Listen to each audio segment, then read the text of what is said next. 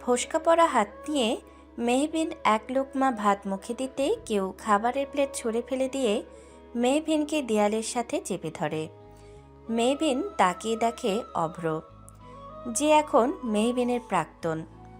কাল অভ্রের বিয়ে। অভ্রের গায়ে এখনও সেই গায়ে হলুদের পাঞ্জাবি। অভ্র রাগে চিৎকার করে বলে, তুই এখানে দাঁড়িয়ে দাঁড়িয়ে গিলছিস মেবিন? ওইদিকে আমার মা কত খেটে যাচ্ছে। যা আমার মায়ের কাছে গিয়ে দেখ কিছু লাগবে কিনা। অভ্র মেহবিনের ফোসকা পড়া হাত এমনভাবে চেপে ধরেছে যে মেহবিনের হাতে খুব ব্যথা করছে। ব্যথায় মেহবিনের জল চলে এসেছে। সারাদিন খাটুনি করে রাতের দিকে এক লোকমা খাবার মুখে দিতে যাচ্ছিল মেহবিন, কিন্তু অভ্রের এরূপ অপমানের বিপরীতে সে খাবারটুকু রেখেই তার খালামণির ঘরের দিকে ছুটল। মেহবিন যেতেই অভ্র রাগান্বিত চোখে আশিকের দিকে তাকালো। অভ্রের চাহনি দেখে আশিক তাড়াতাড়ি রান্নাঘর থেকে বেরিয়ে গেল। আশিক অভ্রের বন্ধু হয় সম্পর্কে। সবসময় আশিকের মেহবিনের প্রতি কুনজর ছিল। হলুদের অনুষ্ঠানে সকলে ব্যস্ত ছিল। এই সুযোগে আশিক রান্নাঘরে মেহবিনকে একা পেয়ে তার সুযোগ দিতে এসেছিল। অভ্র সঠিক সময়ে তা দেখতে পেয়ে মেহবিনকে রাগ দেখিয়ে রান্নাঘর থেকে যেতে বলে। কেন যেন আশিক মেহবিনের দিকে কুনজর দেওয়ায় বড্ড রাগ লাগছে অভ্রের। কিন্তু কেন এত রাগ হচ্ছে তা অভ্র নিজেও জানে না। অভ্র জোরে জোরে নিঃশ্বাস নিয়ে নিজের রাগটুকু সামলিয়ে গায়ে হলুদের স্টেজের দিকে রওনা দিল। মেহবিন দৌড়ে কোনো রকম তার খালামণির ঘরের সামনে এসে দাঁড়ায়। অভ্র নামক মানুষটি তাকে সবসময় কষ্ট দেওয়ার জন্য প্রস্তুত থাকে। অভ্র মেহবিনের সম্পর্কে খালাতো ভাই হলেও সে এখন মেহবিনের প্রাক্তন। মেহবিন একসময় অভ্র নামক মানুষটিকে খুব ভালোবাসত, হয়তো এখনও বাসে। মেহবিন খুব ছোটবেলায় নিজের বাবাকে হারিয়ে অনাথ হয়ে গিয়েছিল। মেহবিনের বাবা মারা যাওয়ার পরে মেহবিনের মা হঠাৎ নিখোঁজ হয়ে যায়।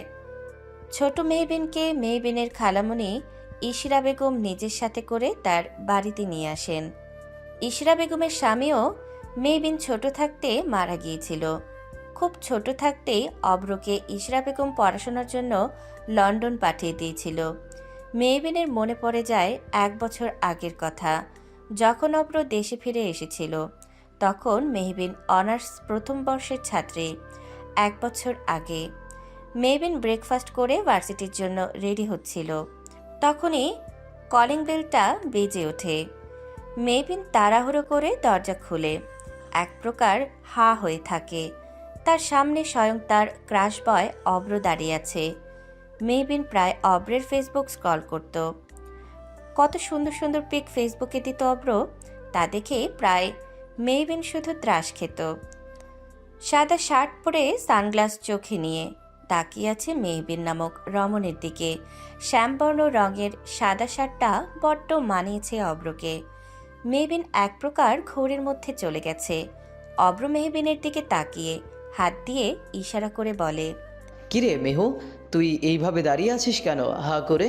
এইভাবে হা করে থাকলে কিন্তু মাছি ঢুকে যাবে মুখে। অভ্রের এমন কথায় মুখ চুপসে যায় মেহবিনের। খানিকটা লজ্জা তার মুখে স্পষ্ট। অভ্র মেহবিনের লজ্জা মাখা মুখের দিকে তাকিয়েছিল, হয়তো কিছুটা মুগ্ধতা নিয়ে। মেহবিন দৌড়ে ছুটে যায় নিজের ঘরের দিকে। মেহবিনকে দৌড়াতে দেখে আনমনে মুচকি হাসে অভ্র। মেহবিনের খালা ইশরা বেগম ছেলেকে দেখে খুশিতে কেঁদেই ফেলে এক প্রকার। অভ্র দেশ থেকে এসেছে প্রায় 1 সপ্তাহ হয়েছে। এর মধ্যে অভ্র মেহবিন কিছুটা ফ্রেন্ডলি হয়ে গেছে। মেহবিন হাতের ব্যাগটা নিয়ে ভার্সিটি থেকে সন্ধ্যায় বের হয়। আজ মেহবিনের এক্সট্রা ক্লাস থাকায় মেহবিনের ক্লাস শেষ হয়েছে সন্ধ্যার দিকে। সন্ধ্যার দিকে মেহবিন তেমন একটা বাইরে থাকে না। রাস্তায় মেহবিন তেমন লোকও দেখতে পাচ্ছে না। পাশে কিছুটা বখাটে ছেলে দাঁড়িয়ে আছে। তাদের দেখেই মনে হচ্ছে তারা নেশা করে আছে। মেহবিন তাদের দেখে ভয়ে শুকনো ঢোক গিলল। দ্রুততার সাথে মেহবিন তাদের পাশ কাটাতে নিলে একজন বখাটে উঠে দাঁড়িয়ে মেহবিনের দিকে এগুতে থাকে। মেহবিন ভয়ে দৌড় দিয়ে সামনে থাকা কারো সাথে ধাক্কা দিয়ে ছিটকে পড়ে যায় মাটিতে। মেহবিন সামনে তাকিয়ে দেখে অব্র। অব্র কোমরে হাত দিয়ে বলে, মেহু, তুই এখানে কি করছিস? মেহবিন ভয়ে অব্রকে জড়িয়ে ধরে বলে, ভাইয়া, আমার পিছনে ওরা আসছে। আমাকে বাঁচাও। কারা? পিছনে কিছু বকাটে ছেলে আসছে আমার পিছনে। অব্র বুঝতে পারল পাড়ার কিছুটা বকাটে ছেলে মেহবিনের পিছু নিয়েছে। অব্র মেহবিনের মাথায় হাত বুলিয়ে বলল, কই, কেউ তো নেই। তুই শুধু শুধু ভয় পাচ্ছিস। মেহবিন অব্রের শার্ট আর একটু খামচে ধরে বলল। ওরা আসছে। অব্র মেহবিনকে আরেকটু শক্ত করে জড়িয়ে ধরে, মাথায় হাত বোলাতে বোলাতে বলে, ধুর পাগলি, এত ভয় পাচ্ছিস কেন? আমি আছি তো। আমি থাকতে কেউ তোর ক্ষতি করতে পারবে না। তুই শুধু আমার উপর একটু ভরসা কর লক্ষ্মীটি। অব্রের কথায় এমন কিছু ছিল যা শুনে মেহবিনের কান্না তৎক্ষণাৎ থেমে যায়। সে যেন অব্র নামক মানুষটিকে আস্তে আস্তে করে ভরসা করতে শুরু করে। এইভাবে আরও কয়েকটা দিন চলতে লাগলো। অব্রের মেহবিনের প্রতি কড়া কেয়ার। ছোট ছোট বিষয়ে মেহবিনকে হেল্প করা যেন মেহবিনকে অব্রের প্রতি দুর্বল করে তুলছিল। মেহবিন খুব দেরি করে হলেও বুঝতে পারল সে ভালোবাসে অব্রকে। আস্তে আস্তে অব্র ও মেহবিনের মাঝে তাদের অজান্তে প্রেমের একটি সম্পর্ক তৈরি হয়। রিলেশনের 11 মাস খুবই ভালো যাচ্ছিল অব্র ও মেহবিনের। কিন্তু হঠাৎ মায়রা নামক এক অজানা ঝড় অব্র ও মেহবিনের জীবনে চলে আসে। মেহবিন ভার্সিটি থেকে ফিরে এসে দেখে অব্র এক মেয়েকে জড়িয়ে ধরে আছে। মেয়েটির গায়ে মডার্ন ড্রেস। বাড়িতে আজ মেহবিনের খালাও নেই। অব্রকে অন্য একটি মেয়ের সাথে দেখে মেহবিনের হাত থেকে ব্যাগটি পড়ে গেল। মেহবিন কোনো রকম কাঁপা কাঁপা গলায় বলল, অব্র, তুমি কি করছো? অব্র নিজের থেকে মেয়েটাকে ছাড়িয়ে মেয়েটার হাত ধরে মেহবিনের সামনে হাসি মুখে দাঁড়িয়ে বলল, মেহু, তুই এসেছিস? Meet my ফিউন্সে মায়রা। মেহবিন যেন এক পলকের যেন থমকে যায়। এই মেয়েটা অব্রের ফিয়েন্সি মানে? এইসব কি বলছে অব্র? মেহবিনকে থ মেরে যেতে দেখে মায়রা মুচকি হেসে বলল, মেহবিন, তুমি হঠাৎ এইভাবে থম মেরে গেলে কেন? Are you okay? মেহবিন এবার অব্রের শার্টের কলার চেপে ধরে বলে, এই মেয়েটা তোমার হবু বউ মানে? এইসব কি উল্টাপাল্টা বলছো তুমি? আমি একদম ঠিক বলছি। লন্ডনে থাকতে মায়রার সাথে আমার রিলেশন হয়। আমিও একে অপরকে ভালোবাসি, কিন্তু মায়রার সাথে সামান্য কারণে ঝগড়া হয়, যার ফলে আমাদের ব্রেকআপ হয়। আমি জাস্ট দেশে এসে তোর সাথে প্রেমের একটা ছোট্ট নাটক করি, শুধুমাত্র মায়রাকে জেলাস ফিল করানোর জন্যেই। মায়রা এখন তার ভুলটা বুঝতে পেরেছে, তাই আমার কাছে ফিরে এসেছে। এখন আমরা দুজন সামনের মাসে বিয়ে করব। That's it. অব্রের প্রতিটা কথা শুধুই শুনেই গেল মেহবিন। কোনো রকম প্রতিক্রিয়া করল না, শুধুমাত্র আনমনে সিঁড়ি বেয়ে উঠে চলে গেল। মেহবিনের যাওয়ার পানে অব্র তাকিয়ে রইল কিছুক্ষণ। মায়রা মৃদু ধাক্কা দিয়ে অব্রকে বলল, কি দেখছো তুমি এত অব্র? আমি এতদিন পরে এলাম, তুমি আমার শপিংয়ে নিয়ে যাবে না? অব্র মুচকি হেসে বলল, অবশ্যই ম্যাম, চলুন।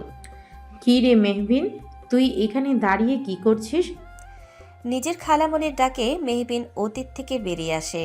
নিজের চোখের জলটুকু দ্রুত মুছে ফেলে। নিজের কষ্টগুলো সে তার খালাকে কিছুতেই দেখাতে চায় না। মেহবিনের খালা অব্র ও মেহবিনের সম্পর্কের কথা জানেন না।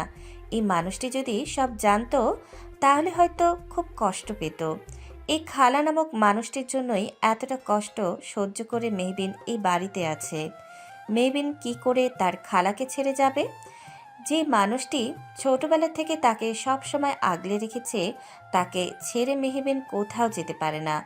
মেহবিন নিজেকে সামলে বলে, কিছু না খালা, তুমি কিছু বলবে আমায়? বলছিলাম আমি অসুস্থ বলে তুই তো অভ্রের গায়ে হলুদের সব আয়োজন নিজেই করলি। এখন একটু ঘরে গিয়ে বিশ্রাম কর, যা। মেহবিন মাথা নাড়িয়ে নিজের ঘরে যেতে নিলে মেহবিনের খালা পিছন থেকে ডেকে বলে, মেহু, তোর হাতে কি হয়েছে?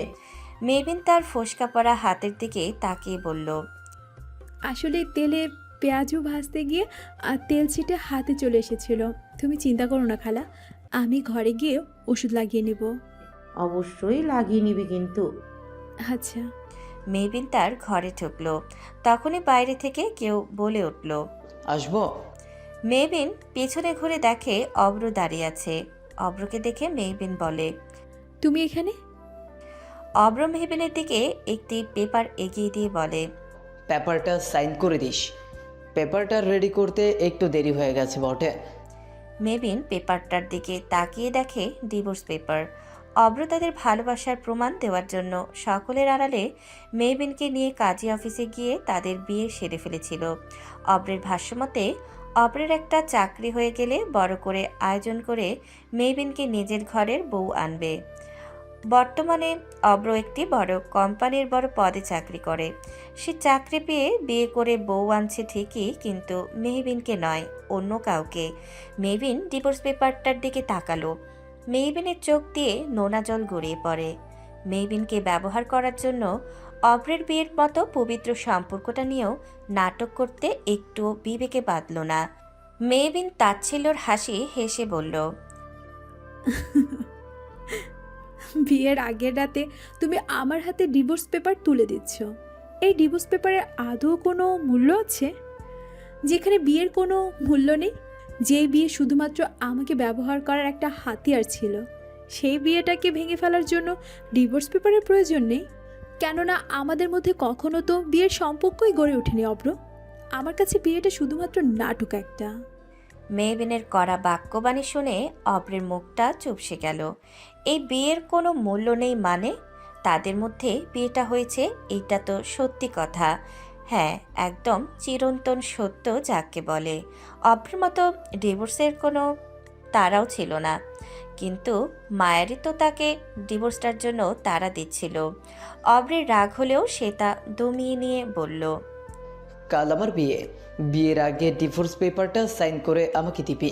পরে তো আবার ডিভোর্স না হলে আমার স্ত্রীর অধিকার চেয়ে বসবি, তখন কি হবে? মেহবিন আবারও হাসে। মেহবিন বলে ওঠে। আচ্ছা, তুমি তো মায়েরাকে জেলাস ফিল করানোর জন্য রিলেশনে গিয়েছিলে, তাহলে বিয়ের নাটকটা কেন করলে? অব্রকে উত্তর দেবে বুঝতে পারছে না। অব্রের এই নীরবতা বুঝিয়ে দিচ্ছে সে কিছু লুকাতে চাইছে। আমি তোর প্রশ্নের উত্তর দিতে বাধ্য নই। কথাটি বলে অব্র এক প্রকার তাড়া নিয়েই মেহবিনের রুম থেকে বেরিয়ে আসে। মেহবিন পুনরায় তাচ্ছিল্যর হাসি হাসে। আজকাল তার শুধু অব্রের কথাতে তাচ্ছিল্যর হাসি হাসতে ইচ্ছে করে। তখন মেহবিনের ফোন বেজে ওঠে। মেহবিন ফোনটা উঠিয়ে দেখে ডক্টরের নাম্বার। আজকাল মেহবিনের শরীর বেশ খারাপ, তাই কয়েকটা টেস্ট করিয়েছিল মেহবিন। হয়তো সেগুলোর রিপোর্ট চলে এসেছে। মেহবিন ফোন রিসিভ করে বলে। হ্যালো ডক্টর, বলুন। জি, আসলে আপনার রিপোর্ট চলে এসেছে। কি আছে তাতে? ফোনে না বলে সরাসরি বললে সুবিধা হবে। আপনি বরং কালকে আমার সাথে দেখা করুন। মেহবিন সম্মতি জানিয়ে ফোনটি রেখে দেয়। কি এমন আছে রিপোর্টে যা ডক্টর ফোনে বলতে পারল না? হাতে কোনো পুরুষের স্পর্শ পেতেই মেহবিন লাফিয়ে উঠে দেখে তার প্রাক্তন অব্র। বিয়ের আগের রাত অব্র হঠাৎ মেহবিনের ঘরে কেন? মেহবিনকে এইভাবে উঠতে দেখে অব্রও খানিকটা চমকে যায়। মেহবিন তো ঘুমিয়েছিল, তাহলে জেগে গেল কিভাবে? মেহবিন ঘড়ির দিকে তাকিয়ে দেখে রাত 2টা বাজে। কাল অব্রের বিয়ে, অথচ এত রাতে অব্র মেহবিনের ঘরে কেন? মনে মনে নিজেকে প্রশ্ন করে বসে মেহবিন। অব্র মেহবিনের দিকে প্রশ্ন ছুড়ে বলে। তুই ঘুমাসনি? হ্যাঁ, ঘুমিয়েছিলাম, কিন্তু রুমে তোমার উপস্থিতি টের পেয়ে আমার ঘুম ভেঙে যায়। আমার ঘুম বরাবরই কাঁচা। তুমি আমার ঘরে এত রাতে কেন? মেহবিনের প্রশ্নে অব্র কি বলবে বুঝতে পারছে না। মেহবিন নিজের ফোসকা পড়া হাতের দিকে তাকিয়ে দেখে তাতে ঔষধ লাগানো। অব্রের হাতেও ঔষধ। তার মানে এত রাতে অব্র তার হাতে ঔষধ লাগাতে এসেছিল। মেহবিনের ফোসকা পড়া হাতের দিকেও অব্রের নজর ঠিক গিয়েছিল। তুমি আমার হাতে এত রাতে ওষুধ লাগাতে এসেছিলে? অব্র এখন কি বলবে? সে তখন ডিভোর্স পেপার দিতে এসে খেয়াল করেছিল মেহবিনের ফোসকা পড়া হাতটি। মেহবিন যেই মেয়ে নিজের হাতের দিকে সে একটু যত্ন নেবে না, তাই অব্রই তার হাতের ওষুধ লাগাতে ঘরে এসেছিল। সত্য কথাটি লুকিয়ে অব্র বলল। আসলে আমি এই ঘরে একটা ঔষধ নিতে এসেছিলাম, তারপর দেখলাম তোর হাতটায় ফোসকা পড়ে গেছে, তাই ভাবলাম ঔষধ লাগিয়ে দিই, আর তেমন কিছু না। মেহবিন ছল ছল চোখে বলে উঠল, আমার মনের ক্ষত ওষুধ কিভাবে লাগাবে অব্র? তুমি শুধু আমার হাতের ক্ষতটাই দেখলে, অথচ আমার মনের ক্ষতটা দেখলে না। আমার মনে যে বিশাল বড় ক্ষত তুমি করে দিয়ে গেছো, সেই ক্ষত কোনো ঔষধে যে কাজ হবে না। আমার বুকটা কতটা পুড়ছে সেই খবর তুমি রাখো। অব্র কিছু বলতে গিয়েও বলল না। মেহবিনের বাণীগুলো তার কেন যেন সহ্য হচ্ছে না। অব্রের ফোনটা বেজে উঠল। মায়রা ফোন করেছে। মায়রা আবদার করেছে আজ সারা রাত অব্রের সাথে লং ড্রাইভিংয়ে সে যাবে। বড়লোক বাবার মেয়ে মায়রা যা আবদার করবে সেই আবদারই তার পূরণ করতে হবে। অব্রের ফোনে মায়রা নামটি দেখে মেহবিন বিদ্রোহ হেসে বলে, তোমার হবু স্ত্রীর ফোন এসেছে অব্র, তুমি এখন রুম থেকে যাও। কালকে তোমার বিয়ে, বাড়িতে আত্মীয় স্বজন গিজ করছে। এত রাতে আমার ঘরে তোমাকে দেখে আত্মীয় স্বজন নানা কথা রটাবে। আমার নামের দুশ্চরিত্রার ট্যাগ বসাতেও তারা ভাববে না, কিন্তু তোমার কিছুই হবে না। তাই বলছি, আমার রুমে তুমি এসো না। মেহবিন এইরকম কড়া কড়া জবাবে অব্রের নাক মুখ খিচে দাঁড়িয়ে গেল। আজকাল মেয়েটা শুধু তাকে কড়া কড়া বাণী শুনিয়ে দিচ্ছে। এই আগে তো মেয়েটা এমন ছিল না। তার কথায় এক প্রকার মিষ্টতার আভাস পেত অব্র। তাহলে সেই মিষ্টতা কি অব্রের কড়া প্রেমের ছলে হারিয়ে গেল? হয়তো। অব্র আর কিছু ভাবতে পারছে না। মায়রা বারবার ফোন করছে। মেয়েটা অনেকক্ষণ ধরে নিচে গাড়ি নিয়ে অব্রের জন্য অপেক্ষা করছে। না, মেয়েটাকে আর অপেক্ষা করানো ঠিক হবে না। অব্র নিচে চলে গেল। মেহবিন দীর্ঘশ্বাস ফেলল। অব্র সদর দরজার কাছে গিয়ে চাবি বের করে দরজাটা খুলতে গিয়ে দেখল তার বন্ধুরা সবাই পুরো ড্রয়িং রুম জুড়ে নিজেদের রাজত্ব বিস্তার করে ঘুমাচ্ছে। তাদের দেখে মৃদু হেসে অব্র ড্রয়িং রুম থেকে বেরিয়ে গেল। অব্রকে বেরিয়ে যেতে দেখে আশিক উঠে গেল। এতক্ষণ সে ঘুমের ভান ধরেছিল। অব্র এখন বাড়িতে নেই। বাকি বন্ধুরাও আত্মীয় স্বজনরা এখন ঘুমাচ্ছে। এই সুবর্ণ সুযোগ আশিক হাতছাড়া করতে চাইছে না। কিন্তু মেহবিন একটা মেয়ে বটে। তার শরীরটা দেখলেই আশিকের পক্ষে নিজেকে কন্ট্রোল করা দায় হয়ে যায়। আজকে সে মেহবিনকে নিজের করেই ছাড়বে। আশিক পৈচাসিক হাসি দিয়ে মেহবিনের রুমের দিকে যেতে থাকে। অব্রকে দেখে মায়রা অন্যদিকে মুখটা ঘুরিয়ে দেয়। সে আজ অব্রের সাথে বড্ড রাগ করেছে। এতক্ষণ ধরে তাকে অপেক্ষা করিয়ে নিচে দাঁড় করিয়ে রেখেছে অব্র। কি এমন মহাকার্য করেছিল অব্র যে তাকে আধা ঘন্টা ধরে নিচে দাঁড় করিয়ে রাখল? নিজের প্রেয়সীর রাগ হয়েছে বুঝতে পেরে অব্র পেছন থেকে মায়াকে জড়িয়ে ধরে বলে, আমার মায়ু বিবির বুঝি খুব রাগ হয়েছে? খুব হয়েছে। আজকে তো তোমার মায়ু বেবি তোমার সাথে কথাও বলবে না। তাহলে আমার কি হবে? আমার মায়ু বেবি যদি আমার সাথে কথা না বলে, তাহলে তো এই অভ্র নামক বেচারা প্রাণীটার দুর্দশা হয়ে যাবে। তোমরা মুখে মিষ্টবাণী আমার কানে না পৌঁছলে আমার অন্তরটা যে জ্বলে পড়ে যাবে, তখন কি হবে? অব্রের এমন কথা শুনে মায়রা নামক রমণের সব রাগ গলে জল হয়ে গেল। সে হেসে উঠল অব্রের কথায়। নিজের প্রেয়সীকে হাসতে দেখে অব্রও হেসে উঠল। মায়রা অব্রের বুকে মাথা রেখে বলল, তুমি সারা জীবন আমার হয়েই থেকো অব্র, কখনো বদলে যেও না। তুমি বদলে গেলে আমি যে নিজের অস্তিত্বকেই হারিয়ে ফেলবো। মায়রার কথা শুনে অব্র মুচকি হেসে অব্র মায়াকে জড়িয়ে ধরে বলে, আমি তো সবসময় তোমারই আছে এবং তোমারই থাকবো। বিয়ের আগে আমার প্রমিস তোমার কাছে, মাই ডার্লিং। জানালা দিয়ে এইসব কিছুই দেখে যাচ্ছে মেহবিন। অব্র তো এই বুকে তাকেও জায়গা দিয়েছিল। এই বুকে মেহবিনকে জড়িয়ে কত শত ভালোবাসার কথা বলেছিল, কত প্রতিজ্ঞা দিয়েছিল। সেসব কি আজ মিথ্যে হয়ে গেল? সব কিছুই অব্রের নাটক ছিল? এতটা নিখুঁতভাবে মানুষ অভিনয় করতে পারে? কই, মেহবিন তো এই মিথ্যে অভিনয়গুলো ধরতে পারেনি। তার মানে কি মেহবিন বোকা ছিল বলে অব্র এতটা নিখুঁতভাবে 11টা মাস ধরে ভালোবাসার অভিনয় করে মেহবিনকে ব্যবহার করে গেল অব্র? আচ্ছা, এই 11 মাসের মিথ্যে ভালোবাসার নাটকে অব্রের মনে কি মেহবিনের জন্য এইটুকুও জায়গা হয়নি? হয়তো না। মেহবিনের চোখ থেকে জল টুপ টুপ করে পড়তে থাকলো। চোখের জলগুলো বড্ড অবাধ্য, নিজের মতো পড়তেই থাকে। মেহবিন আকাশের পানে তাকিয়ে বলল, আচ্ছা, প্রতারকগুলো সবসময় কেন ভালো থাকে? বুঝেছি। হয়তো তারা মানুষের মন ভেঙে পৈশাচিক আনন্দ পায়, অথচ তারা যাদের মন ভেঙে চুরমার করে দেয় তারাই দিন শেষে বুকে কষ্ট নিয়ে বেঁচে থাকে। হ্যাঁ, পৃথিবীতে আজ শুধুই প্রতারকদের রাজত্ব। তারা সবসময় বুক ফুলিয়ে সমাজে ঘুরে বেড়ায়। মেহবিন দ্রুত নিজের চোখের জলটুকু মুছে বলে, না, আমি কিছুতেই কাঁদবো না। আমিও দেখিয়ে দিব অব্র আহমেদকে আমিও পারি। আমিও আমার জীবনে মুভ অন করবো। মেহবিন ড্রয়ার থেকে ডিভোর্স পেপারটা বের করে। কলমটা হাতে নিয়ে সাইন করতে গিয়েও থেমে যায়। হাতটা প্রচণ্ড রকমের কাঁপছে তার। এই একটা সাইন বিয়ের মতো বন্ধনটাকে শেষ করে দিতে যথেষ্ট। পাশে অব্রের সাইন জল করছে। আচ্ছা, অব্র যখন সাইনটা করেছিল তখন তারও কি হাতটা কেঁপে উঠেছিল? জানে না মেহবিন। মেহবিনের হাত থেকে কলমটা পড়ে যায়। অব্র নামক বিশ্বাসঘাতকের কোনো জায়গা নেই মেহবিনের জীবনে। কিন্তু এই কথাটি কিছুতেই সে তার মনকে বোঝাতে পারছে না। মন যে বড্ড অবুঝ, সে মানে না কোনো বাধা, সে শুধু তার নিয়মেই চলে। মেহবিনের মাথাটা কেমন যেন চক্কর দিয়ে উঠল, শরীরে তেমন জোর পাচ্ছে না। গ্লাসের পানিটুকু নিয়ে ডক্টরের দেওয়া ওষুধ বের করে খেয়ে ফেলল। মেহবিন তার মায়ের ছবিটা বের করে শক্ত করে জড়িয়ে ধরে বলে, মা, কোথায় তুমি? তোমার মেয়ের যে বড্ড প্রয়োজন তোমাকে। কোথায় হারিয়ে গেলে মা?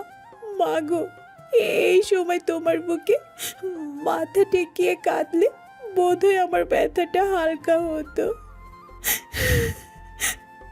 মেহবিন ফুপিয়ে কেঁদে ওঠে। এই কষ্ট যে তার সহ্য হচ্ছে না। মেহবিন বিছানায় বসে পড়ল। পুনরায় ডিভোর্স পেপারটা হাতে নেবে, তখনই কেউ বলে উঠল, মেহরানি। কারো কণ্ঠস্বর শুনে মেহবিন পিছনে ঘুরে দেখে আশিক। এত রাতে আশিককে দেখে মেহবিন কিছুটা ভয় পায়। দ্রুত ডিভোর্সের পেপারটা লুকিয়ে ফেলে সে। আশিক শয়তানি হাসি দিয়ে মেহবিনের দিকে এগিয়ে আসছে। এদিকে অব্র ও মায়রা গাড়িতে উঠে বসে। অব্রের চোখ বারবার মেহবিনের জানালার দিকে যাচ্ছে। জানালাটা খুলে রাখা। সচরাচর মেহবিন ঘুমানোর সময় ঘরের জানালা খুলে ঘুমায় না। তাহলে কি মেহবিন এখনও ঘুমায়নি? অব্রের ভাবনার মাঝেই মায়রা বলে উঠে, কি হলো অব্র? গাড়ি স্টার্ট দাও, দেরি হয়ে যাচ্ছে। ও হ্যাঁ, দিচ্ছি। অব্র গাড়ি স্টার্ট দিতে গিয়েও কি মনে করে যেন থেমে যায়। কেমন যেন বুকে খচখচ করছে অব্রের। এমনটা হওয়ার হঠাৎ কারণ অব্র খুঁজে পাচ্ছে না। অব্র মেহবিনের হাত টেনে নিজের কাছে এনে রাগে চিৎকার করে বলে, তুই আমাকে কেন নিয়ে এলি? রাগে এখনো অব্রের শরীর টকবক করছে। মেহবিন অব্রের হাত ছেড়ে দূরে সরে আসে। অব্র এখনো রাগে ফুঁসছে। মেহবিন ঠিক এখন অব্রকে কি বলবে ঠিক বুঝতে পারছে না। মেহবিনের মনে পড়ে যায় কিছুক্ষণ আগের কথা।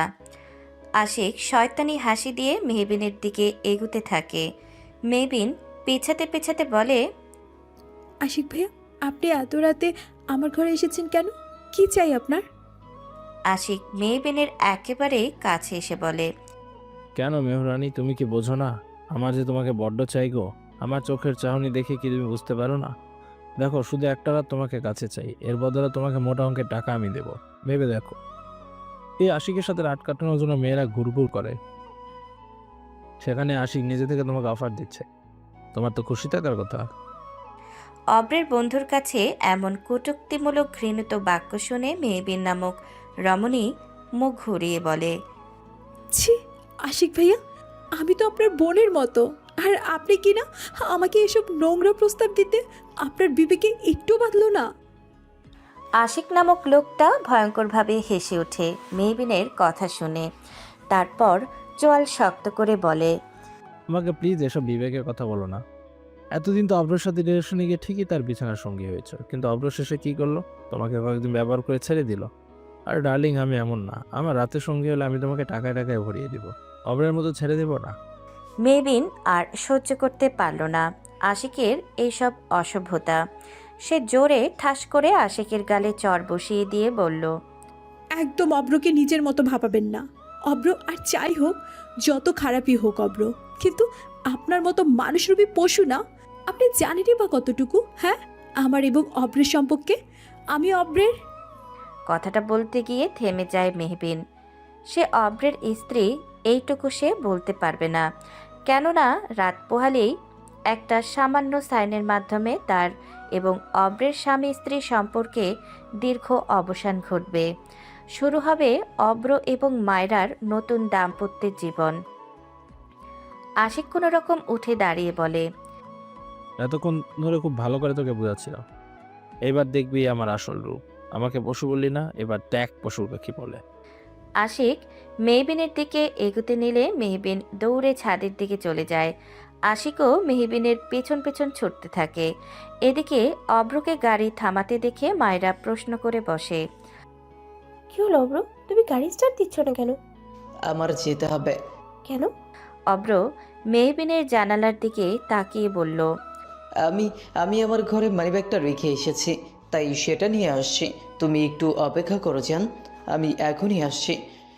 অব্র দ্রুত গাড়ি থেকে বেরিয়ে গেল। মায়রাকে এক প্রকার মিথ্যে বলেই অব্র বেরিয়েছে।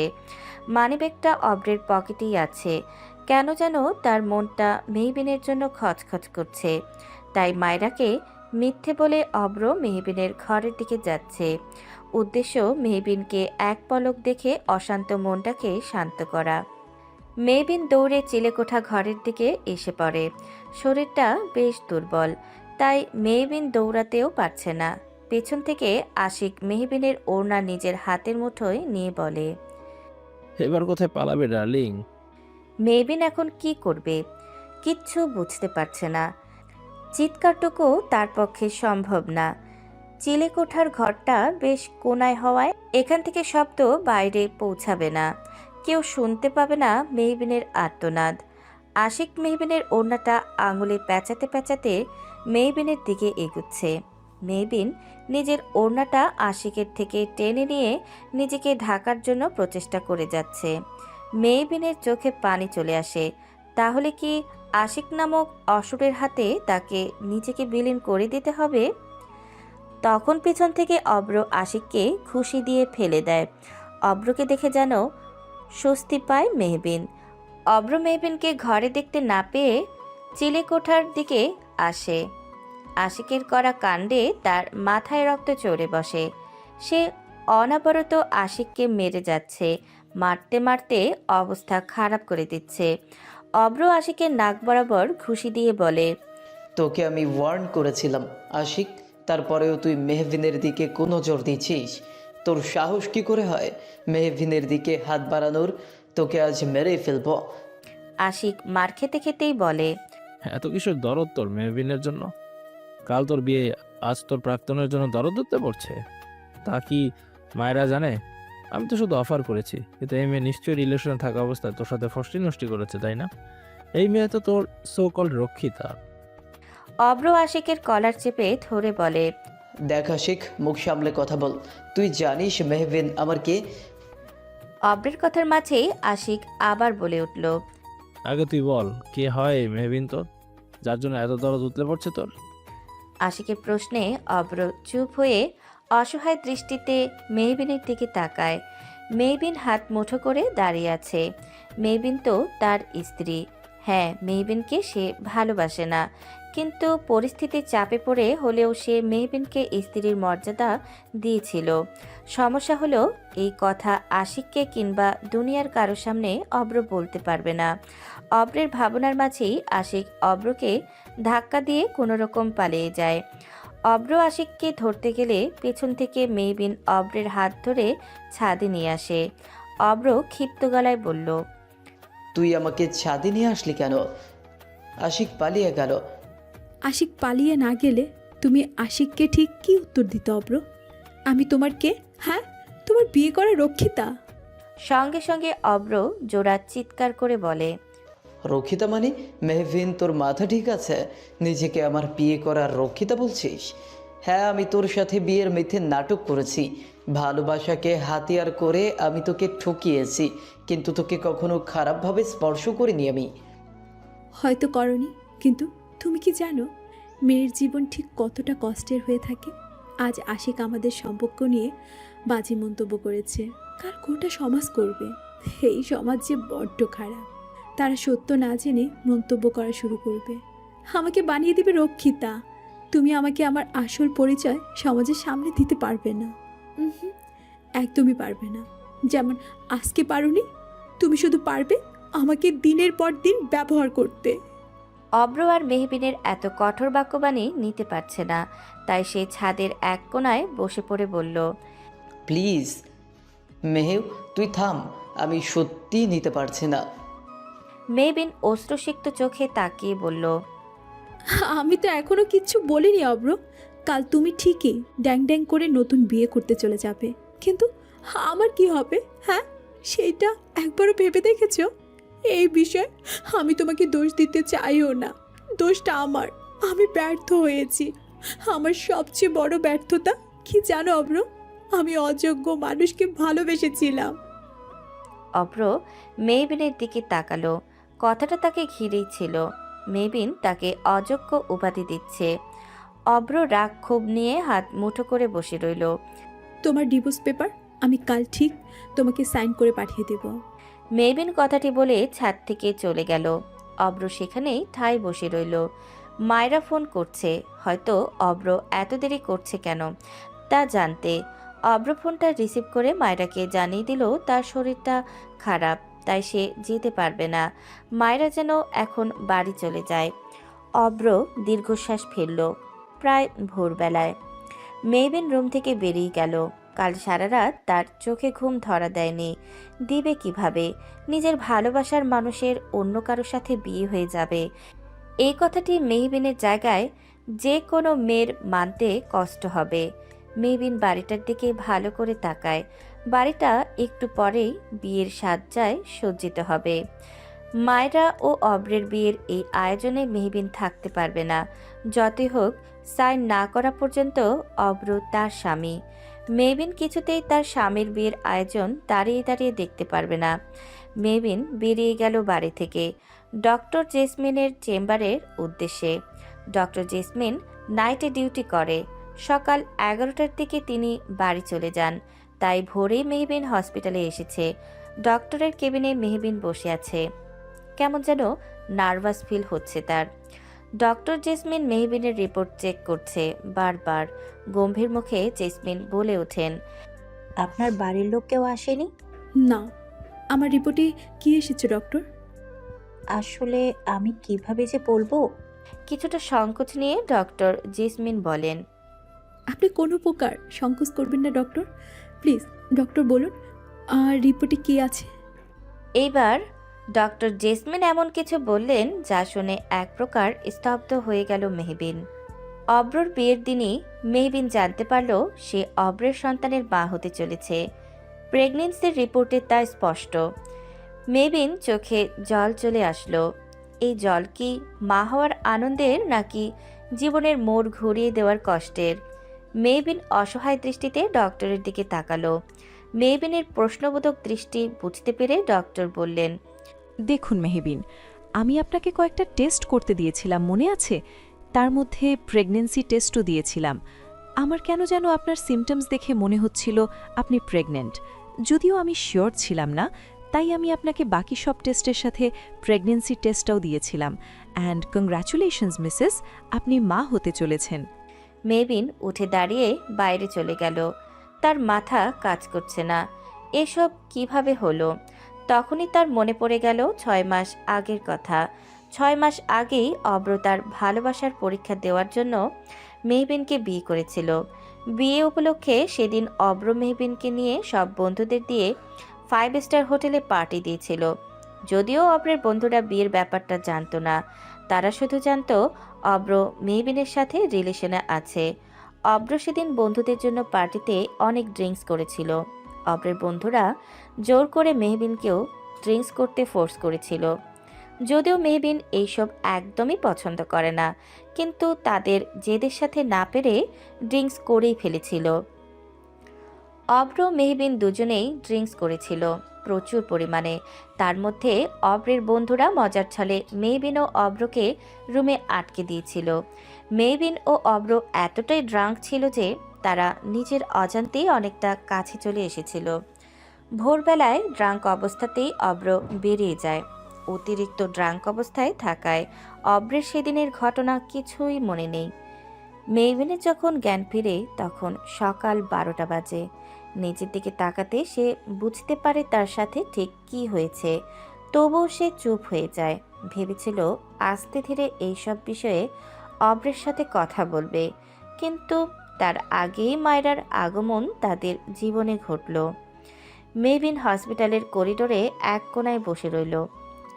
মা হওয়ার কথা জানতে পেরে যে কোনো মেয়ে খুশি হবে, হয়তো খুশিতে অনেক কেঁদেই দিবে, কিন্তু মেহবিন খুশি হতে পারছে না। এর সব থেকে বড় কারণ হলো অব্র। আজকে অব্রের বিয়ে, অথচ আজকে মেহবিন জানতে পারল সে অব্রের সন্তানের মা হতে চলেছে। নিয়তি ঠিক কোন মোড়ে নিয়ে আসলো মেহবিনকে? আচ্ছা, অব্র যদি এই সন্তানকে অস্বীকার করে তাহলে কি করবে মেহবিন? সমাজের লোক তো তার সন্তানকে অবৈধ বলবে, কেউ তো সত্যিটা জানতে চাইবে না। এই সমাজের মানুষ মেয়েদের দোষী বানাতে পারলেই তারা পরম আনন্দ পায়। মেহবিন তার পেটে হাত বুলিয়ে বলে, আমার সোনা, তুই একটু চিন্তা করিস না, তুই তো পবিত্র রে। তুই আমার এবং অব্রের বৈধ সন্তান। কেউ তোর দিকে যেন আঙ্গুল না তুলতে পারে, আমি সেটাই করব। আমি এবার খালাকে পুরো বিষয়টা খুলে বলবো। মেহবিন জীবনের এমন একটা পর্যায়ে এসে তার জীবনের সঠিক সিদ্ধান্ত নিতে এক প্রকার অক্ষম হয়ে উঠছে। তাই সে ইশরা বেগমের দ্বারস্থ হয়। ছেলের বিয়েতে যেন কোনো প্রকার ত্রুটি না থাকে, তাই ইশরা বেগম নিজে দাঁড়িয়ে সকল আয়োজন করছেন। মেহবিন বাড়িতে ঢুকেই দেখে ইশরা বেগম বাকিদের সাথে মিলে আয়োজন করছেন। বাড়িটাও বিয়ের সজ্জায় সজ্জিত হয়ে উঠেছে চারিদিকে। এইসব কিছু দেখে মেহবিনের বুক ফেটে কান্না আসছে। মেহবিন দ্রুত তার খালা ইশরা বেগমের কাছে গিয়ে বলল, খালা, আমার তোমার সাথে কিছু কথা আছে, তুমি আমার সাথে একটু ঘরে আসো। আমার তো একটু কাজ আছে, পরে গেলে হবে না? না, আমার খুব জরুরি কথা আছে, যা এক্ষুনি তোমাকে বলতে চাই আমি। আচ্ছা বাবা, যাব, কিন্তু আগে বল তুই এতক্ষণ কোথায় ছিলিস? সব বলবো, আগে তুমি আমার সাথে ঘরে চলো। মাথা ঠেকিয়ে বসে আছেন ইশরা বেগম। মেহবিন ইশরা বেগমকে আঁকড়ে ধরে ফুঁপিয়ে কেঁদে যাচ্ছে। ইশরা বেগমকে ইতিমধ্যে শুরু থেকে সব কিছুই খুলে বলেছে মেহবিন। রুমে পিন পিন জুড়ে নীরবতা পালন হচ্ছে। নীরবতা থামিয়ে ইশরা বেগম বললেন, এত কিছু হয়ে গেল অথচ আমি জানি না? আমাকে তো একটিবার নিজের কষ্টগুলো বলতে পারতি মেহু। মেহবিন কাঁদতে কাঁদতে কথাটাও বলতে পারছে না, কোনো রকম কাঁপা কাঁপা গলায় বলল, আমি সত্যিই বুঝতে পারিনি খালা, অপরে এভাবে আমাকে ঠকাবে। এখন আমি কি করব বলো? আমার এই সন্তানকে নিয়ে কোথায় যাব? ইশরা বেগম গভীর চিন্তায় ঢুকে গেলেন। এই মুহূর্তে তার ঠিক কী করা উচিত তিনি বুঝতে পারছেন না। ইশরা বেগম কিছু একটা ভেবে বললেন, আমার উপর ভরসা করিস মেহু? সব থেকে বেশি খালা। তাহলে এখানে চুপটি মেরে বসে থাক, আমি আসছি। ইশরা বেগমের কথা অনুসারে মেহবিন চুপ হয়ে বসে থাকে। কিছুক্ষণ পরে অব্রের বিয়ে শুরু হবে। অব্রদের বাড়ির পাশেই একটা 5 স্টার পার্টি সেন্টার আছে। মায়রার বাবা নিজের মেয়ের বিয়ে বড় করেই দেবেন, একমাত্র আদরের মেয়ে বলে কথা। শহরের অনেক সুনামধন্য ব্যক্তিবর্গরাও থাকবে, কিন্তু বিয়ে নিয়ে তেমন একটা আনন্দ অব্রের মাঝে দেখা যাচ্ছে না। কেমন যেন একটা শূন্যতা কাজ করছে তার মধ্যে। সিগারেটটা ধরে একটা টান দেয় অব্র। কালকে মেহুর বলার প্রতিটা কথা শুনে অব্রের মধ্যে একটা অপরাধবোধ কাজ করছে অব্রের। আচ্ছা, অব্র কি একটু বেশি অন্যায় করে ফেলেছে? কিন্তু অব্র কি করবে? তখনই অব্রের বন্ধু আশরাফুল অব্রের কাঁধে হাত রেখে বলে, কি ভাবছিস অব্র? তেমন কিছু না। অব্র, আমি জানি তুই মেহুর কথা ভাবছিস। দেখ অব্র, এখনো সময় আছে। মেয়েটা তোকে কিন্তু সত্যিই ভালোবাসতো। আমি জানি তুইও মেহুর জন্য কিছু না কিছু ফিল করছিস। তাই বলছি, যা করবি ভেবেচিন্তে করবি। আশরাফুল কথাটি বলেই বেরিয়ে গেল ঘর থেকে। অব্র আবারও গভীর ভাবনায় ডুব দিল। মেহবিনের খালা একজন ডক্টর আনিয়েছেন মেহবিনের জন্য। মেহবিন তার খালার দিকে তাকিয়ে বলল, উনি আবার কি করলেন? উনি তোর আবারও চেক আপ করবে। আবার কিসের চেক আপ করবে? মেহু, তুই আমাকে প্রশ্ন করছিস? এই তোর আমার প্রতি ভরসা? খানিকটা কাট গলায় কথাটি বলেন ইশরা বেগম। মেহু তার খালার হাত ধরে বলল, তোমার প্রতি তো সব থেকে বেশি ভরসা আছে খালা, তাই তো সবার আগে তোমার কাছে ছুটে এসেছি আমি। ইশরা বেগম মেহবিনের মাথায় হাত বুলিয়ে রুম থেকে বেরিয়ে যান। ইশরা বেগম চলে যেতেই ডক্টর মহিলাটি একটা ইঞ্জেকশন বের করে মেহুর দিকে এগিয়ে আসতে নিলে ইশরা বেগম পিছন থেকে ডক্টরকে ডেকে বাইরের দিকে নিয়ে যায়। ডক্টর চলে যেতেই মেহবিন উঠে দাঁড়িয়ে ইঞ্জেকশন হাতে নিয়ে দেখে এটা অজ্ঞান হয়ে যাওয়ার ইঞ্জেকশন। ডক্টর তো তাকে শুধু চেক আপ করতে এসেছিল, তাহলে অজ্ঞান করতে চাইছিল কেন? মেহবিন দরজার কাছে যেতেই শুনতে পায় মেহবিনের খালা এবং ডক্টরের কথোপকথন। ইশরা বেগম বললেন, সব হয়ে যাবে তো ডক্টর? আপনি কোনো চিন্তা করবেন না। মেহবিনকে ইঞ্জেকশন দিয়ে আমি অজ্ঞান করে হসপিটালে নিয়ে যাব, তারপর অ্যাবর্শন করে ফেলব। বেশি দিন হয়নি মেহবিনের প্রেগন্যান্সির, মাত্র 2 মাস চলছে। এই সময়ে সহজেই অ্যাবর্শন করিয়ে ফেলা যায়। আপনি আমাকে নিশ্চিত করলেন। দেখুন না আমার ছেলেটা কি কাণ্ড করে বসলো। আজকে তার বিয়ে। আমি চাই না আমার ছেলের নতুন জীবনে মেহবিন কিংবা তার সন্তান কোনো প্রকার বাধা হয়ে দাঁড়াক। অভ্র এবং মায়েরা একে অপরকে ভালোবাসে। অভ্র তো মেহবিনকে ভালোবাসে না, তাহলে আমি কেন মেহবিনকে ঘরের বউয়ের মর্যাদা দিব? আজ অভ্রের বিয়ে, অথচ আজ যদি অভ্র এবং মেহবিনের কথা সমাজের মানুষ জানে, তাহলে তো আমার মান সম্মান নিয়েও টানাটানি পড়ে যাবে। আমার ছেলেকেও অসম্মানিত হতে হবে। মা হিসেবে আমি কি করে তা সহ্য করব? আমি জানি আমি অন্যায় করছি, কিন্তু ছেলের জন্য এইটুকু স্বার্থপর আমাকে হতেই হবে। খালামনের কথা শুনে মেহবিনের চোখ থেকে টুপটুপ জল গড়িয়ে পড়ল। তার খালাও কিনা তার সাথে ছলনা করল, যাকে সে মায়ের মতন ভালোবাসে। মেহবিন কিছু একটা ভেবে পিছনের দরজা দিয়ে বেরিয়ে গেল অব্রের ঘরের উদ্দেশ্যে। এই সময় তার মাথায় চলছে শুধুমাত্র তার সন্তানকে বাঁচানোর প্রচেষ্টা। মেহবিনের এইটুকু বিশ্বাস আছে, অব্র যদি তাদের সন্তানের কথা জানতে পারে, তাহলে ঠিক অব্র তাদের সন্তানকে কোনো প্রকার ক্ষতি হতে দেবে না। এই মুহূর্তে অব্রই পারে তাদের সন্তানকে বাঁচাতে। অব্রের ভাবনার মাঝেই কেউ একজন অব্রকে জড়িয়ে ধরে। অব্র খানিকটা চমকে পেছন ঘুরে দেখে মায়েরা দাঁড়িয়ে আছে, তাও বিয়ের পোশাকে। অব্র বলে উঠল, তুমি এখানে কেন মায়েরা? আমি আমার বউ সাজ আগে তোমাকে দেখাতে চাই, তাই আমি আগে তোমার কাছেই এসেছি। কিন্তু এসেই যা শুনলাম।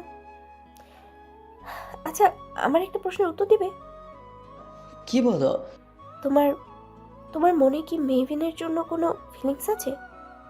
মেহবিন অব্রের ঘরে এসে এমন কিছু শুনে যা শুনে মুহূর্তেই তার আশা ভরসা সব কিছু শেষ হয়ে যায়।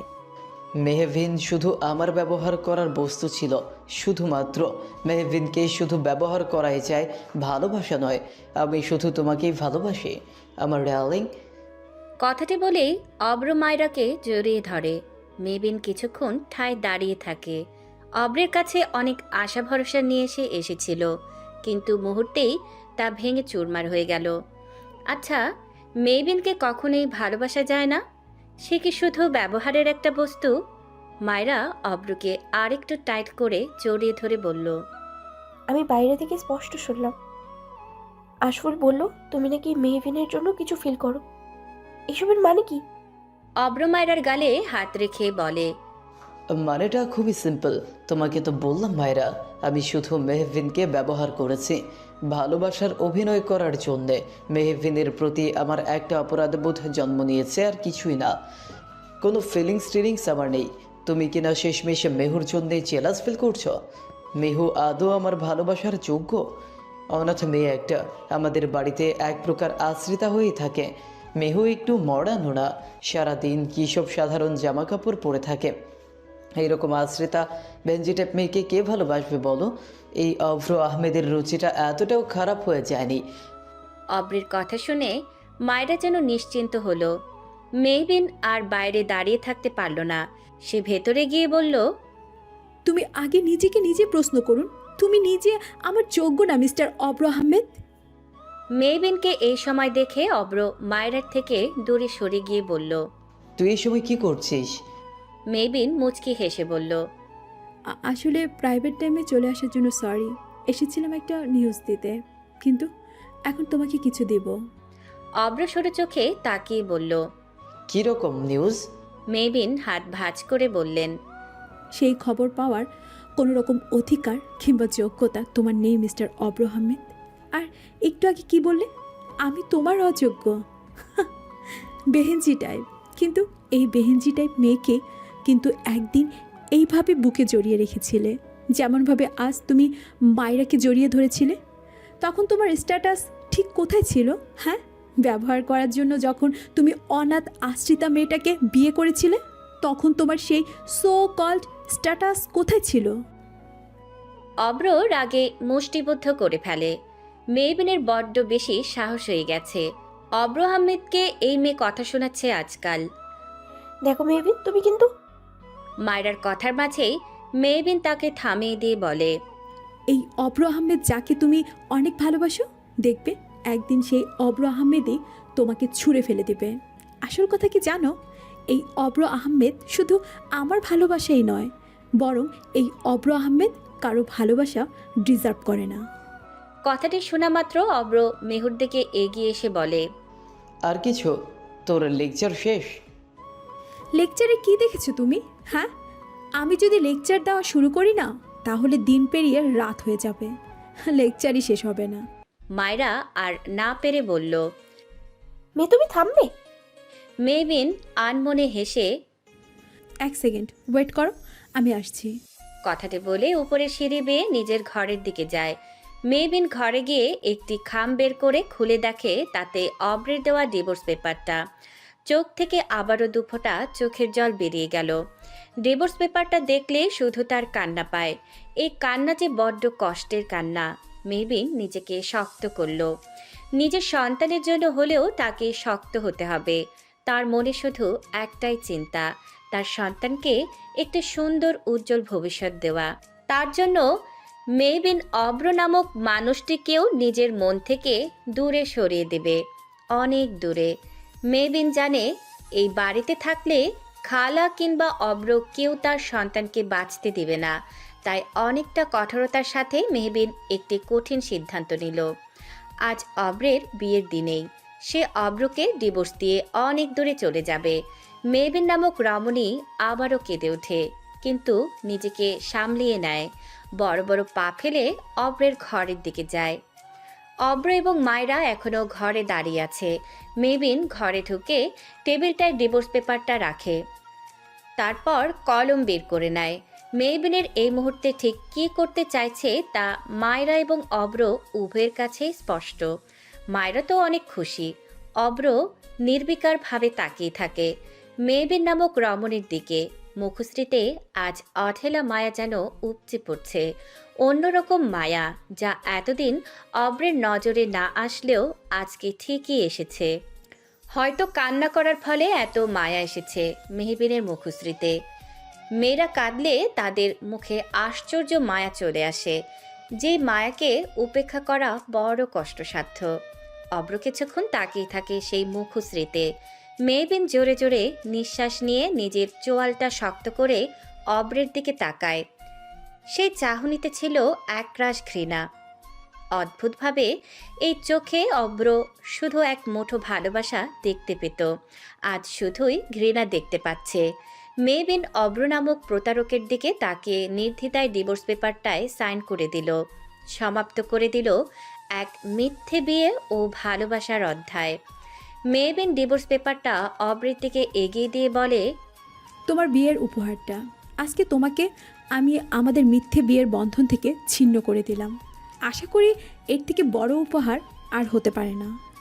অব্র নামক যুবকটি চমকায়। এত সহজেই তাদের ডিভোর্সটা হয়ে গেল।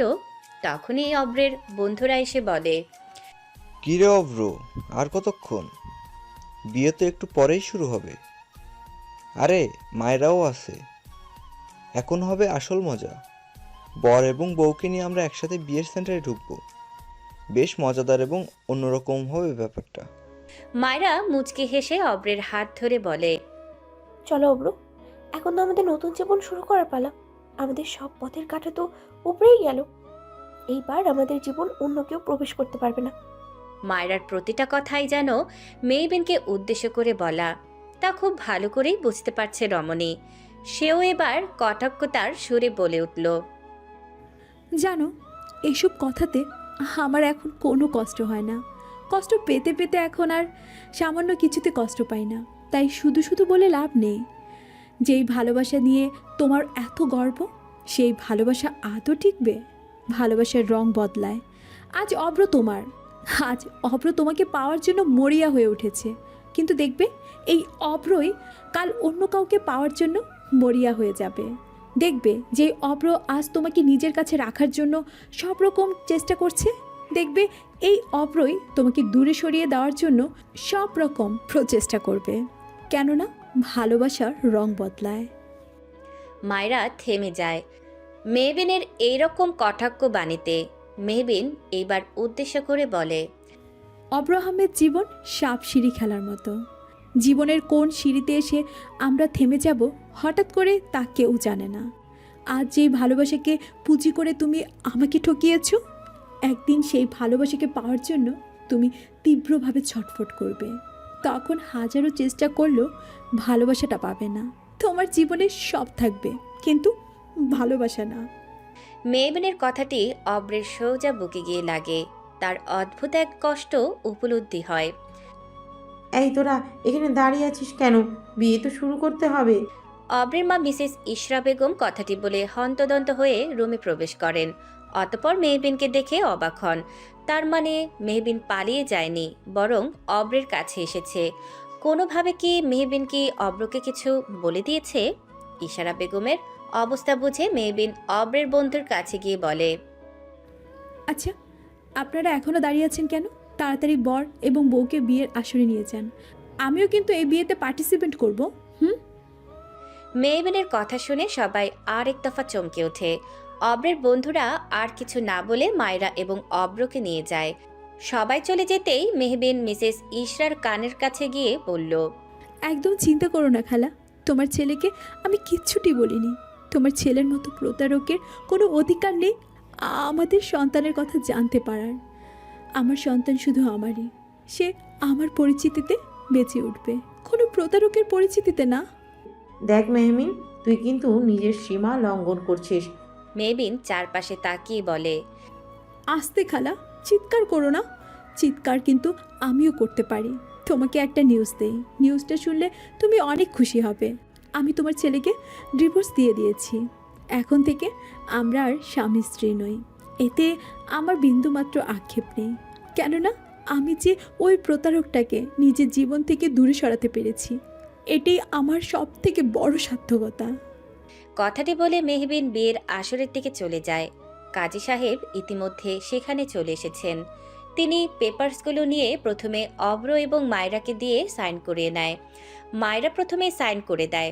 অব্রের সাইন করতে গিয়ে তার এবং মেহবিনের বিয়ের কথা মনে পড়ে যায়। অব্র মেহবিনের দিকে তাকায়। আচ্ছা, মেয়েটা এইভাবে কি করে দাঁড়িয়ে আছে? আর কেউ না জানুক, অব্র জানে মেহবিনের কষ্ট হচ্ছে, তবুও ঠায় দাঁড়িয়ে আছে। অব্র আর কিছু না ভেবে সাইন করে ফেলে।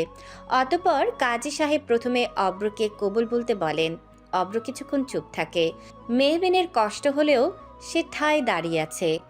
এই একটি মাত্র কবুলের মাধ্যমে সে এবং অব্র বিয়ে নামক বন্ধনে আবদ্ধ হয়েছিল। সেই বিয়ে অবশ্য এখন ভেঙে গেছে। এখন আবারও সেই কবুল শব্দের মাধ্যমে অব্র এবং মায়রা বিয়ের মাধ্যমে নতুন জীবন শুরু করবে। কথাগুলো ভাবতে মেহবিনের চোখ জলে ভরে ওঠে। তবুও সে আজকে দাঁড়িয়েই থাকবে। মেহবিন খুব ভালো করেই বুঝতে পারছে তার দাঁড়িয়ে থাকার কারণে অব্রের প্রচণ্ড অস্বস্তি হচ্ছে। তাই তো মেহবিন দাঁড়িয়ে আছে। অব্র তার পাশে বসে থাকা মায়রার দিকে তাকায়। হ্যাঁ, এই মায়রাকেই অব্র অনেক ভালোবাসে, যার পাশে অব্রকে সব থেকে বেশি মানায়। মেহবিন কখনো তার যোগ্য ছিল না। অব্র কবুল বলে ফেলল। সবাই আলহামদুলিল্লাহ বলল। মেহবিন নিজের চোখের পাশে লেপ্টে থাকা জলটুকু মুছে অব্র এবং মায়রার কাছে গিয়ে বলল, অভিনন্দন নবদম্পতিকে, খুব সুখী হও তোমরা। যদিও তোমাদের কপালে সুখ আছে কি না তা নিয়ে আমার যথেষ্ট সন্দেহ আছে। এমি, তুমি কি বলতে চাইছো? মায়রা ক্ষিপ্ত গলায় কথাগুলো বলল। মেহবিন মুচকি হেসে বলে, তা নয় সময়ের উপরে ছেড়ে দিই। ঠিক আছে, আসছি। ভালো থেকো সবাই। আল্লাহ হাফেজ। কথাটি বলে এক প্রকার ছুটেই বেরিয়ে গেল মেহবিন। মেহবিনের কথার মানে বুঝতে অসুবিধা হলো না অব্রের। তার মানে মেহবিন চলে যাচ্ছে এই বাড়ি ছেড়ে, তাদের থেকে অনেকটা দূরে। অব্রের বুকটা ধক করে ওঠে। অব্র উঠে দাঁড়িয়ে চলে যেতে নিলে পেছন থেকে তার মা তার হাত ধরে বলে, কোথায় যাচ্ছ তুমি? মা, মেহু চলে যাচ্ছে। যা, তোমাকে এত ভাবতে হবে না। তুমি এখন মায়রাকে নিয়ে ভাবো। মায়ের কথায় অব্র দমে গেল। রাস্তা এলোমেলোভাবে হেঁটে যাচ্ছে মেহবিন। কোথায় কার কাছে যাবে মেহবিন জানে না। এই বিরাট ঢাকা শহরে তার তো কেউ নেই। মেহবিন শুধু এইটাই জানে তাকে অনেক দূরে যেতে হবে, অব্রের থেকে অনেক দূরে, যেখানে মেহবিন এবং তার সন্তান ভালো থাকবে। সকাল থেকে কিছু না খাওয়ার জন্য মেহবিনের শরীরটা প্রচণ্ড দুর্বল, ঠিকমতো হাঁটতেও পারছে না, মাথা ঘোরাচ্ছে। সামনে একটি বিশাল গাড়ি মেহবিনের দিকে এগিয়ে আসছে। গাড়িটা একটু আগালেই হয়তো মেহবিনকে ধাক্কা দিয়ে চলে যাবে। রাস্তার লোকেরা গাড়ির সামনে থেকে মেহবিনকে সরে যেতে বলছে, কিন্তু মেহবিন পারছে না, হাঁটার শক্তিটুকু সে পাচ্ছে না। তাহলে কি এখানে শেষ হয়ে যাবে তার এবং তার সন্তানের জীবনের অধ্যায়? মেহবিন কি সঠিক সিদ্ধান্ত নিল? চোখ খুলে নিজেকে হসপিটালের বেডে আবিষ্কার করে মেহবিন। হাতে কোনো পরিচিত পুরুষের স্পর্শ পেতেই মেহবিন লাফিয়ে উঠে দেখে তার সুখ দুঃখের একমাত্র সাথী, তার প্রাণপ্রিয় বন্ধু আরিয়ান দাঁড়িয়ে আছে। আরিয়ানকে দেখে মেহবিন নিজেকে আর নিয়ন্ত্রণ করতে পারে না। কেঁদে ওঠে তার বন্ধু আরিয়ানকে জাপটে ধরে। বোনের সমতুল্য প্রাণপ্রিয় বেস্ট ফ্রেন্ডকে এইভাবে কাঁদতে দেখে আরিয়ানের বুকেও ভীষণ কষ্ট শুরু হয়। তার নিজের কোনো বোন নেই, মেহবিনকেই সেই জায়গাটুকু সে দিয়েছিল। সবসময় মেহবিনের মুখশ্রীতে অদ্ভুত এক হাসি ঝুলে থাকত। আজ সেই মুখশ্রীতে কান্নার আভাস, যা সহজে মেনে নিতে পারছে না আরিয়ান। আরিয়ানের সাথে মেহবিনের পরিচয় হয় চট্টগ্রামে। মেহবিন 2 বছরের জন্য চট্টগ্রামে শিফট হয়ে গিয়েছিল। চট্টগ্রামের একটি স্বনামধন্য কলেজে সে চান্স পেয়েছিল। খালাকে ছাড়াই একা সেখানে একটি হোস্টেলে থাকতে তার কিছুটা প্রবলেম হয়েছিল। কলেজের প্রথম দিনে সে খুব তাড়াহুড়া করে বেরিয়ে যেতে নিলে কারো গাড়ির সাথে ধাক্কা লেগে তার হাতে থাকা সব বই পড়ে যায়। মেহনিবের সাথে ধাক্কা লেগে যাওয়া গাড়িটির মালিক গাড়ি থেকে বেরিয়ে মেহবিন কোনো রকম সরি বলে। মেহবিন পায়ে তেমন ব্যথা না পেলেও হাতে বেশ চোট পেয়েছে। মেহবিন তার সামনে থাকা লোকটার দিকে তাকিয়ে দেখে একজন লম্বাটে ছেলে, দেখতে বেশ সুদর্শন। উজ্জ্বল শ্যামবর্ণের ছেলেটির গায়ে ডক্টরের অ্যাপ্রন ছিল, গলায় ঝুলছিল একটি মেডিকেল কলেজের আইডি কার্ড। দেখে মনে হচ্ছিল মেডিকেলের স্টুডেন্ট। মেহবিন কিছু বলবে তার আগে ছেলেটি তাকে থামিয়ে দিয়ে বলে, হ্যালো, আমি আরিয়ান হাসান তালুকদার। আপনি আমাকে বকাবকি দেওয়া শুরু করবেন তার আগে আমার ইন্ট্রোটা দিয়ে নেই। আমি আমাদের কলেজের ক্রাশ বয়। জানেন, মেয়েরা ঘন ঘন ক্রাশ খায়। আমি আবার বকা খেতে অভ্যস্ত নই, তাই আমাকে বকা দেবেন না। ভুল মানুষ মাত্রই হয়। আফটার অল আমিও মানুষ, বুঝেছেন নাকি ব্যাপারটা? আচ্ছা, যাই হোক, আপনি উঠুন। আরিয়ান মেহবিনের দিকে হাত বাড়িয়ে দিল। মেহবিন থ মেরে রইল। ছেলেটা তাকে কিছু বলার সুযোগই দিল না, তার আগে নিজের রেডিও শুরু করে দিল। মেহবিন আরিয়ানের হাত ঝাঁটি মেরে সরিয়ে দিয়ে নিজে উঠে দাঁড়িয়ে বলল, নো থ্যাঙ্কস। মেহবিন ব্যাগটা নিয়ে উল্টো পথে হাঁটা ধরলে পেছন থেকে আরিয়ান মেহবিনের কাছে এসে বলে, এই যে ম্যাডাম, রেগে গেলেন তো হেরে গেলেন। Don't be panicked. দেখুন, এমনি তো আপনার জন্য আমার আজ বড্ড লেট হয়ে গেছে, তার মধ্যে আপনি আমাকে আরও লেট করিয়ে দিচ্ছেন। সরুন বলছি। Little sis, don't be hyper. আপনাকে দেখেই মনে হচ্ছে আপনি নতুন এসেছেন চট্টগ্রামে। কাউকে তেমন একটা চেনেনও না। আচ্ছা, নো প্রবলেম, আপনি আমার গাড়িতে উঠুন, আমি আপনাকে পৌঁছে দেব। মেহবিন নরম সুরে বলে। আমি অপরিচিত কারো গাড়িতে উঠি না। আরিয়ান হেসে বলে। লিটল সিস, জন্মের পর থেকে আমাদের আশেপাশের মানুষগুলো কিন্তু আমাদের কাছে কিছুটা অপরিচিত ছিল। তারপর আস্তে ধীরে তারা আমাদের আপনজন হয়ে ওঠে। আমরা কেউ আগে থেকে পরিচিত থাকি না, অপরিচিত মানুষে একসময় পরম পরিচিত হয়ে ওঠে। আমার না কোনো বোন নেই, অন্তপক্ষে বড় ভাই হিসেবে আপনি আমার গাড়িতে উঠতে পারেন। আমি কিন্তু এতটাও খারাপ মানুষ নই সিস। আরিয়ানের কথা বলাটি কেন যেন মেহবিনের বেশ ভালো লাগলো। না চাইতেও সে আরিয়ানের গাড়িতে উঠেছিল। সারা রাস্তা জুড়ে আরিয়ান এক প্রকার গল্প জুড়েই দিয়েছিল মেহবিনের সাথে, যেন একমাত্র এই মেয়েটাকেই সে সব বলতে পারে। মেহবিনও সব শুনে যাচ্ছিল। ছেলেটা বেশ মিশুকে, অল্প সময়ে সবাইকে আপন করে নিতে পারে। আরিয়ানের পরিবারবর্গ ঢাকায় থাকে। আরিয়ানের বাবাও একজন স্বনামধন্য ডক্টর।